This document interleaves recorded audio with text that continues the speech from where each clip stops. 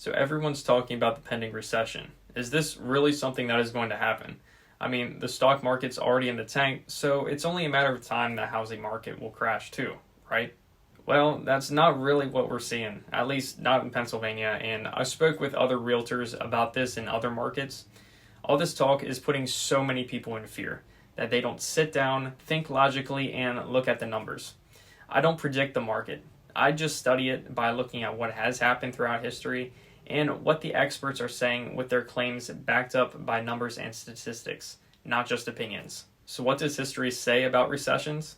We have found that 4 out of the last 6 recessions, home values still appreciated on average of 5.5%, the highest being 6.6% in 2001 and the lowest being at 3.5% in 1981.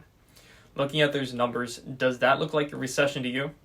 When you hear the word recession, you're probably thinking about the housing crisis of 2008, with appreciation being down at a negative 19.7%, and before that, the housing market crashed in 1991, with appreciation down at a negative 1.9%. Those are the only 2 times out of the last 6 recessions that we've had housing prices actually drop. So why are we experiencing such a high gain on real estate prices now?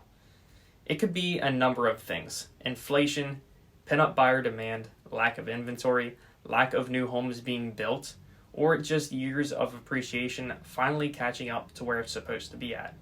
I mean, we lost 19.7% of home values in 2008, which technically canceled out a few years of average appreciation. So now you might be asking yourself, are these new home values here to stay? In the spring 2022 issue of Realtor magazine, NAR chief economist Lawrence Yun wrote an article explaining what we should see over the next few years. He explains that the strong housing market over the past 2 years have created growing pains, one being that inventory shrank to its lowest count ever. Investors purchasing more inventory. 22% of home sales were purchased by investors within the last year, up from 15% a year ago, and cash-only transactions were up from 19% to 27%.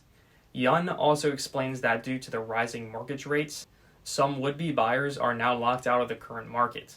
In extremely high-cost areas, this can mean a $500 increase to their monthly mortgage payments. Thank God Pennsylvania is not high cost yet. If inflation continues at this pace and interest rates continue to rise, home sales could fall as much as 10%. Although he says prices will keep rising since getting back to a well-balanced market will take some time. He continues with expect calmer home price gains of 3% to 6% per year in 2022 and 2023. So does that really sound like a recession to you? Let me know in the comments below.